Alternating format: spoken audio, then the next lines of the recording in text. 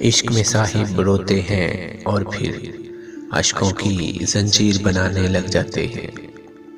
इश्क में साहिब रोते हैं और फिर अश्कों की जंजीर बनाने लग जाते हैं। चोटें गहरी सहते हैं और सब चोटें गहरी सहते हैं और सब जख्मों की जागीर बनाने लग जाते हैं। अश्कों की जंजीर बनाने लग जाते हैं।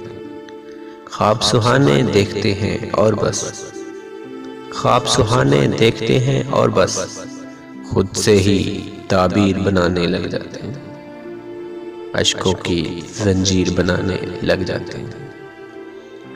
दर्द अलम रोग पुराने याद करें तो दर्द अलम रोग पुराने याद करें तो यादों से तस्वीर बनाने लग जाते हैं।